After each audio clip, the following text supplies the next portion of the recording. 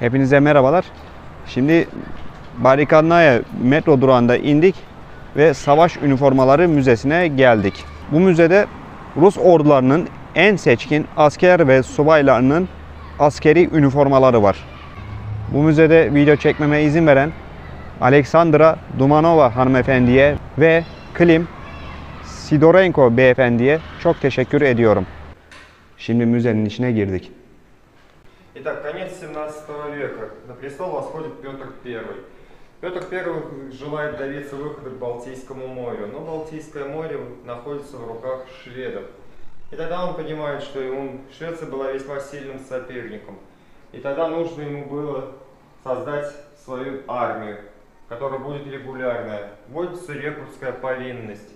Солдаты служат 20 лет. Перед вами макет, экспонат тяжелого пехотинца, гренадер. Гренадеры это были штурмовики, которые метали гранаты. Одет он в венгерское платье с серебряными шнурами на груди.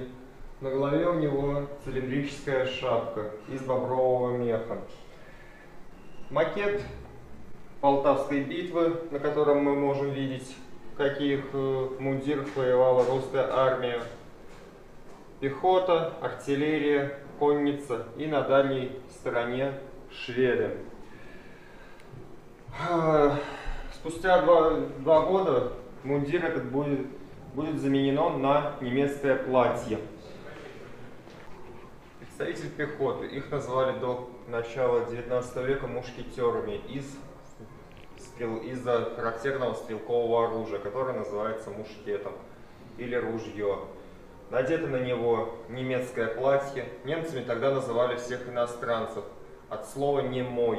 На голове у него суконный картуз, головной убор, который носили вне строя. Немецкий кафтан до колен.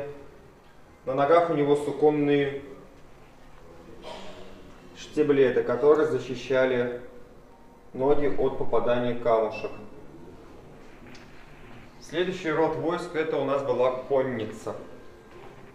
Конница это представитель у нас универсальный солдат. Воевать он мог как и в пешем строю, так и в конном. В руках у него прообраз современного гранатомета, называется мортирная пушка. Дальность ее стрельбы составляет 150 метров. На ногах у него кожаные ботфорты, характерная обувь для кавалеристов.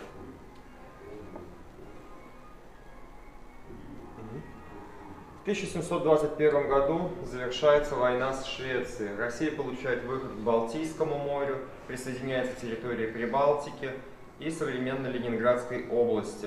Россия становится империей, Петр становится императором. Спустя 4 года, не составив завещания, умирает скоропостижно Петр I. И начинается эпоха дворцовых переворотов. Şimdi bir diğer odaya geçiyoruz.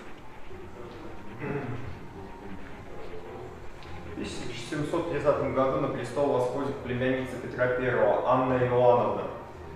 Она учреждает новый вид войск – кирасиры. Это тяжелая конница, название они получили по характерной амуниции, которая называется кираса. Кираса – это две стальные пластины, одна одевается на грудь, вторая на спину. Предназначалась она для защиты от сабельных ударов. Их предназначение было наносить мощный таранный удар, потому что у них лошади были довольно массивные, крупные, они могли весить от 600 до 800 килограмм. И сами кирасиры были довольно крепкие, физически развитые. Следующий военнослужащий это у нас драгун.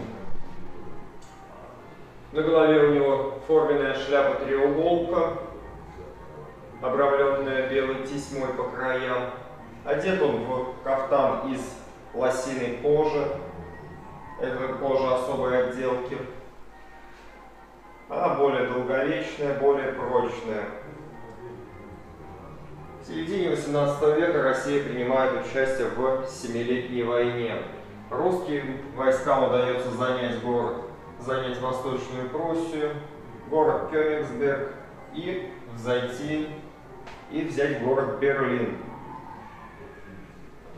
Елизавета не имела своих детей и вызывает из города Киль своего племянника Карла Петра Ульриха. В крещении в православии он получит имя Петр Федорович или Петр III. Император был европейского менталитета, по-русски он разговаривал с трудом. У него был собственный парадный потешный полк, Галштинский полк. Здесь мы с вами видим амуницию этого полка. Шапка-гренадерка, пехотные сумки, треуголка, шляпа-треуголка.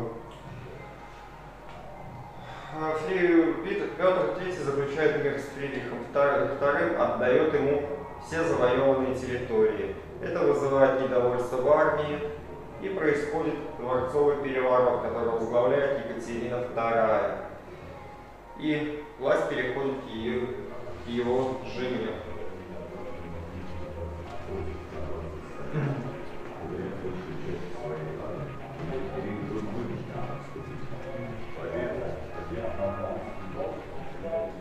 Итак, эпоха Екатерины II называется Золотым веком России. Россия непобедима, армия непобедима как и на суше, так и на море. Старанием фаворита Григория Александровича Потемкина учреждается новая форма, которая более удобная, чем старые образцы. На голове у него фетровая каска, которая защищала его от сабельных ударов. На теле у него широкая куртка, и штаны, которые не стесняли его движений. К ногам пришиты кожаные краги, которые защищали сапоги от изнашивания. Следующий же экспонат – это мундирное платье. Екатерина была законодательницей военной моды. Платье было пошито под цветом кавалергардских полков. Кавалергарды были охраной императора. Эпоха императрицы Екатерины II породила плеяду знаменитых полководцев. Адмирала Федора Федоровича Ушакова, генерала Александра Васильевича Суворова. Одно из знаменитейших сражений это была штурм крепости Измаил.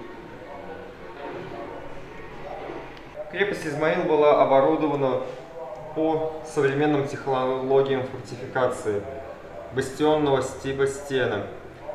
Снизу, с юга, прикрывала река Дунай. Держали оборону.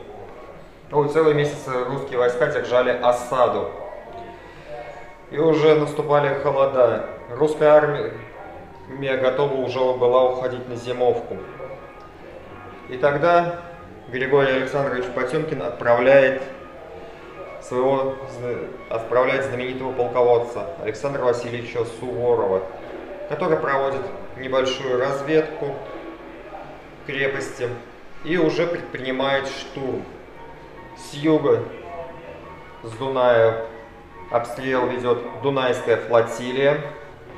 После продолжительного боя войска захватывают крепость Измаил.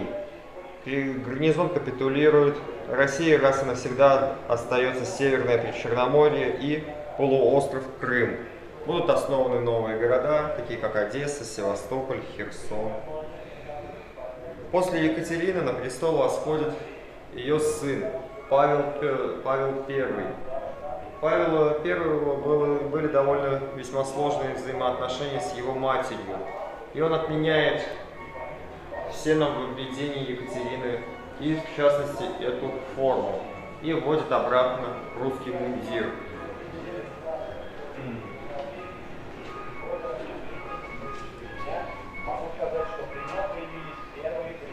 Так, на голове нашего гренадера гренадерская шапка.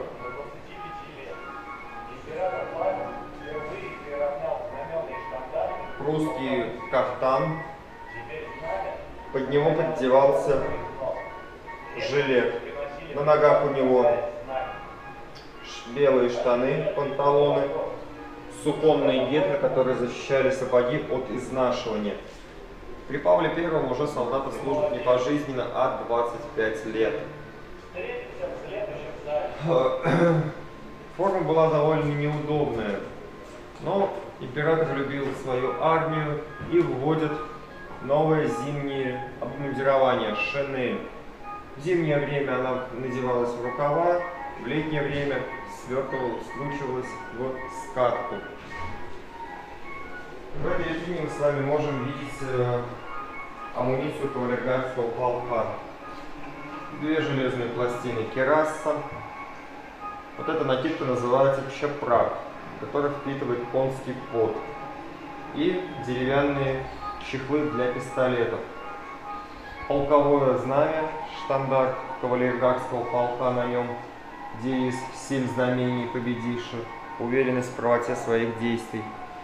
Но в 1801 году трагически умирает Павел I. Он был задушен в Михайловском замке.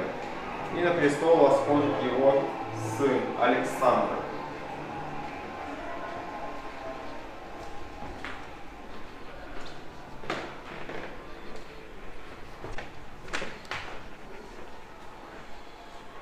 На престол восходит Александр I.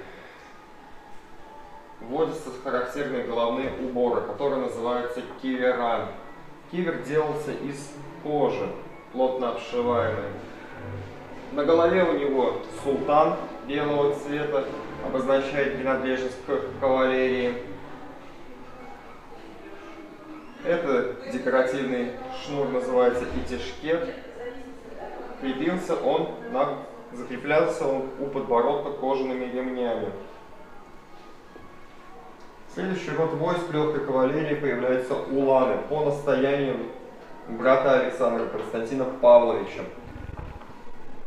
На голове называется это шапка уланка, или еще, как ее называют, конфедератка. На голове у нее характерное квадратное навершие. Шапки гренадерки. В начале 19 века Россия входит в антифранцузскую коалицию и уже воюет с французами в первых сражениях. Битва при Аустерлице, битва при Фридланде. Гренадеры павловские отличились в битве при Фридланде. Прикрывая отступающие части, их шапки были прострелены, они были под огнем. Александр, восхищаясь мужеством русских солдат, павловских гренадер, оставляет им это как награду. Но Франция была не только соперником, но и законодательницей моды военной. Учреждаются мундиры фрачного покроя.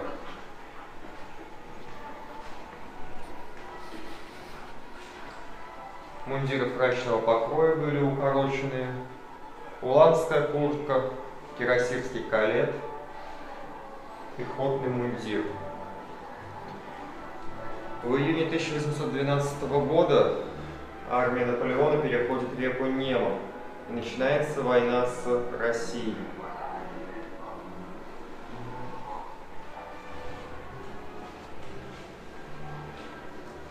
Перед вами представитель лейб-гвардии Семеновского полка. На голове у него султан черного цвета, что означает принадлежность его к пехоте. Офицерские вводятся эполеты, офицеры, которые показывают офицерский чин. Нагрудный знак горжет. Горжет у старших офицерских чинов он был полностью золотого цвета. У средних чинов между наполовину золотые, наполовину перемешку золота с серебром. У нижних чинов серебряный. Следующий, правая рука командира, это были военные музыканты. Во время сражения происходит грохот пушек и снарядов, и, соответственно, командир до всех докричаться не может. Задача военного музыканта была услышать своего командира, отдать барабанный бой. Следующий вид войск — это у нас кирасиры. Их задача была, как мы ранее с вами узнали, наносить таранный удар.